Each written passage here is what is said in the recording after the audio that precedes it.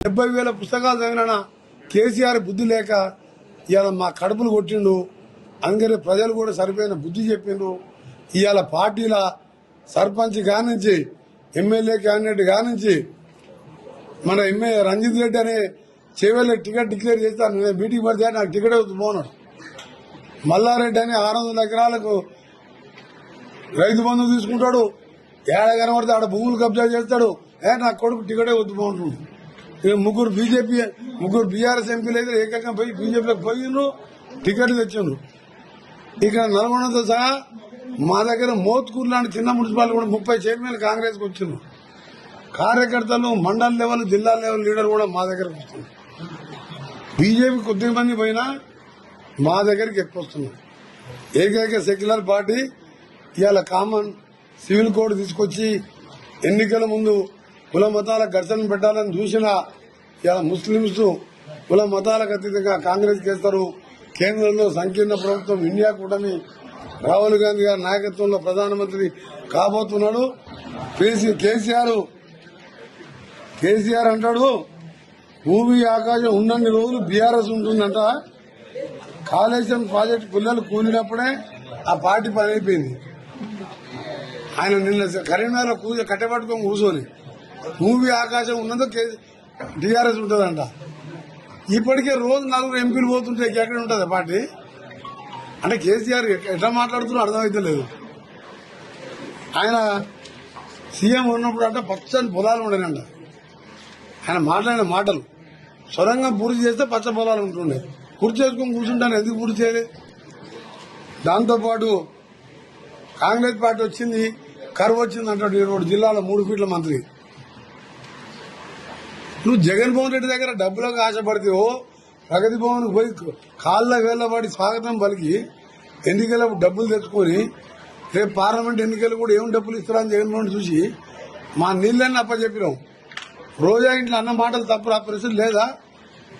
మా రోజమ్మ మంచిగా అన్నం పెట్టింది, చల్లగా ఉండాలి. రాయలసీమలు రతనాలు సీమ చేస్తా, నా బాధ్యత. సాగర్ నీళ్లు, గోదావరి నీళ్లు కృష్ణాకు సాగర్ నింపుతో లిఫ్ట్తో అన్నాడు. అంటే 5-6 లక్షల కోట్లు పెడితే మళ్ళీ కమిషన్ పెట్టొద్దని అని ఆఖరి మొత్తం వండబెట్టిండు. ఆయన అడుగుతున్నాడు. ఆయన నేను ఏదో మాట్లాడితే ఎక్కువ ఆయన స్టేట్మెంట్ ఇంటలేదు. కానీ అయిపోయిన పార్టీ గురించి ఏం మాట్లాడదాం? కేసీఆర్ బ్యా, కేటీఆర్ బ్యా, ఆ దుకాణం బంద్ బ్యా, సుఖేంద్ర రెడ్డి ఓదికి బ్యా, అమిత్ రెడ్డి ఓదికి బ్యా, సైద్ రెడ్డి ఓదికి బ్యా, ఎల్లేలేడు పుల్లేలేడు.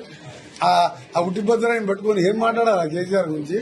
అమిత్ రెడ్డి కాదు పిల్లరెడ్డి కాదని ఆయన పిల్లగారి ముందు అన్నది కడుతుంది. ఎగ్జాంపుల్ చెప్తున్నా. ఈ షెట్ కోట్ పుట్టగాయంగా చచ్చిపోయే పార్టీ మీద సచిన బాబుని మలగొడతాం.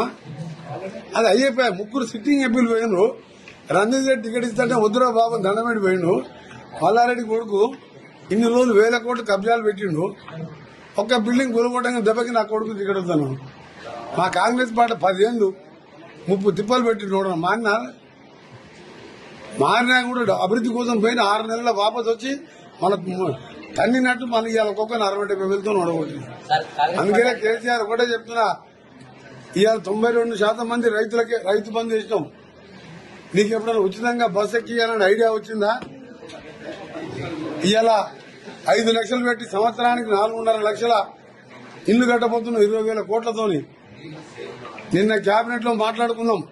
20,000 కోట్లు మహిళా సంఘానికి, ప్రతి సంఘానికి ₹1,00,00,000 రేపటికెళ్ళి స్టార్ట్ చేస్తున్నాం. ఈ 15 రోజులలో గతంలో 5 కోట్లు కూడా ఇచ్చినాం. అట్లా 5 ఏళ్లలో 1,00,000 కోట్లు, 20,000 లెక్క 1,00,000 కోట్లు ఇచ్చి మహిళల్ని లక్షాధికారులు కోటీశ్వరులు చేయాలనే ఆలోచన నీ ముఖానికి ఎప్పుడైనా ఆలోచన వచ్చిందా? అందుకనే ఇక సచిన పామును సంపద్దు. కేసీఆర్ గురించి మాట్లాడు వేస్తూ సీఏఏ తెచ్చినా, బీజేపీ వాళ్ళు ఎన్ని కుల మతాల ఘర్షణలు పెట్టినా ఒక సెక్యులర్ పార్టీగా తప్పకుండా కాంగ్రెస్ పార్టీ మంచి మెజార్టీతో రాబోతున్నది. తెలంగాణలో 6 గ్యారంటీలు 17వ తారీఖు 100 రోజులు. ఇవాళ ఎంత? 13వ తారీఖే 6 గ్యారంటీలు అయినాయి. దాని కింద కొన్ని సబ్ గ్యారంటీలు ఉన్నాయి. నీ ముఖానికి మొట్టమొదటి గ్యారంటీ 11 2001 నుంచి 2014 దాకా దళితుని ముఖ్యమంత్రి చేయకుండా నా తలకాయ తీసుకుంటా అనేది మొదటి గ్యారంటీ. ఇక కేజీ2 పీజీ ఇంటికో ఉద్యోగము బిడ్డ వస్తేయడం చాలా చేసిన అట్లా 1,00,000 హామీలు ఇచ్చిండు. మొదటి హామీ దళితుని ముఖ్యమంత్రి చేయలే కదా.